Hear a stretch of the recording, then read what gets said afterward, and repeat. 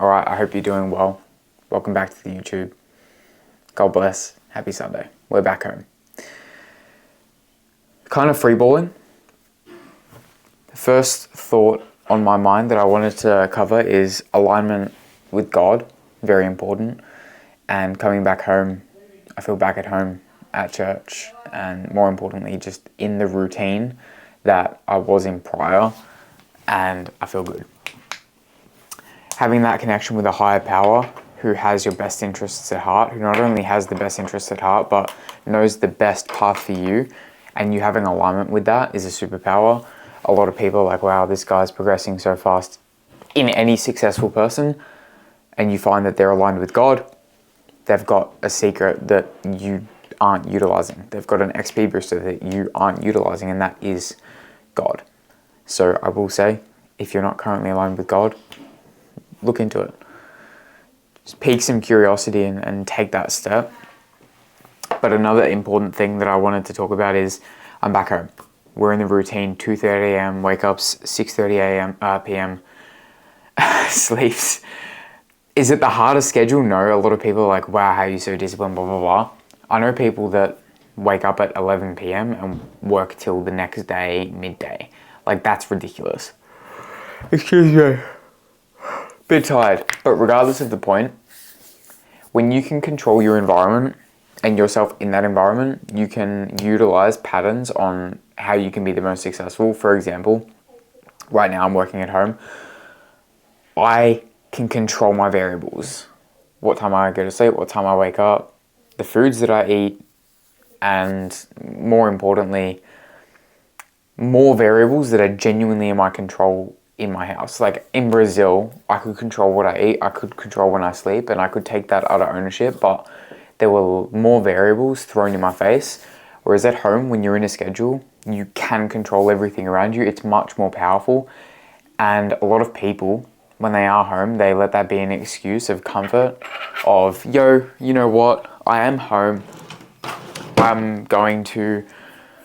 Since I am at home, I'm going to eat more ice cream. I'm going to do more sloth and laziness because it feels comfortable.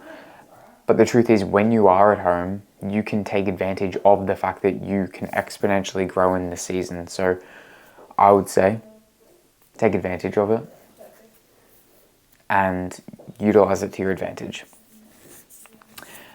There was a preach today talking about habits being passed down, mindsets being passed down from parents, grandparents, etc. Could be even past lives, depending on what you believe. I personally don't believe in past lives, but I don't hold that against anyone. But going off of that, you can either live in a state of victim, of my parents passed this habit down to me, my parents raised me this way, and I'm like destined to be this way. Or you can take extreme ownership and know that, yeah, they've dealt you a card that you're not the most satisfied with, but you can change it. For example, you move to a new house and the lawn is completely terrible. Weeds everywhere. It's not even a lawn. You mow it, and it's still bad. You try and cover it up, do a quick fix, and then the weeds grow back. Nothing's working. Okay. Now, you can either live in the state of, you know what, it's the owner's fault before me, like, victim me, or you can say, yeah, they gave me a shit lawn, but I can uproot the weeds and I can plant new grass. I can take advantage of this while I can and not be a victim to my circumstance.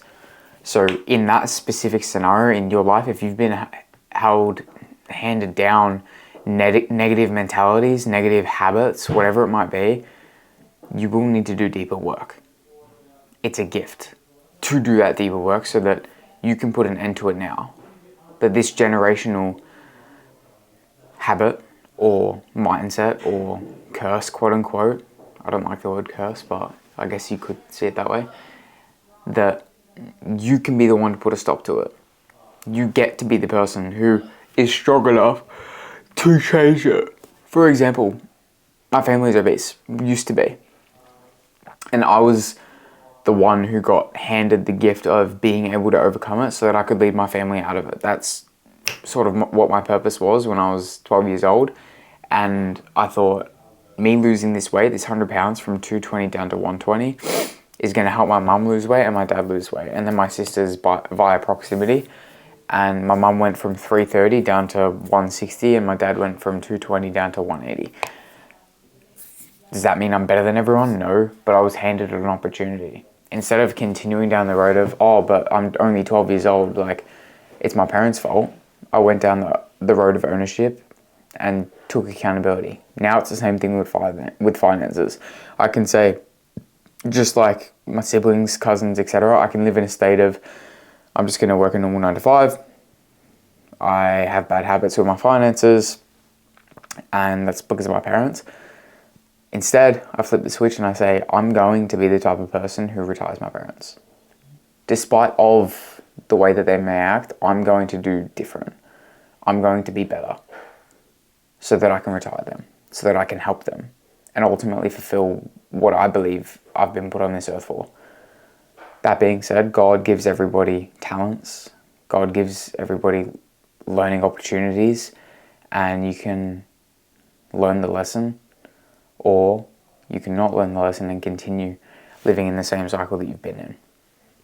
Whether you're cycling offers and you're blaming the offer, saying it's just a terrible offer, and then you're jumping offers, mentorships, and you keep externalizing accountability. Instead, say, hey, there's a problem with me. What can I do to be the best? Do I need to change and utilize my offer? Okay, maybe that's the strategy. Maybe that's the option and what you need to do. But ultimately, every challenge that you get is a chance to take ownership and to leverage it to make a change. And I believe that every challenge that I get is for that specific reason. For example, I had 4 calls this morning, only 1 closed, 25% close rate. 2 financial DQs and then 1 fear objection. That fear objection, I know that is a learning lesson. Yes, it's a deal that I lost and I could get all like in the moods about it. Or I can say, cool, opportunity. I learned my lesson. How can I handle fear better next time? How can I upgrade so that I can help more people? Because there are people on this planet who are relying on me to get good enough at sales so that I can help them transform their life. Because there are people right now who aren't because of the lack of skill. That being said, investing in yourself is also very important. I made 10K last month and I've just invested 2/3 of that, again, back into mentorship.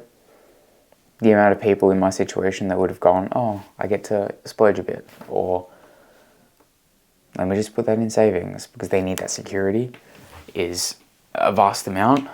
But I know that I'm the best investment. So putting over 2/3, I actually, I've got to, anyway, I'm not going to talk about finances. The amount that I've invested back is going to be such a big ROI, and not a lot of people can comprehend that. And it's so vastly important that you invest into yourself, because it shows that you believe that you are capable of doing the work. And not only doing the work, but trusting yourself to be capable. And when you can trust yourself to be capable, you can invest infinite amount of money and you will find a lesson from everything, and you will improve and you will make more money to impact more lives and change more people in a positive manner. I apologize, I've been tired on this. I got home like 2 days ago. I'm not going to blame jet lag, but I haven't been getting the best sleep. Waking up at 2:30, but we're crushing it, we're taking calls and we're changing lives. Here's to 20K per month, and God bless.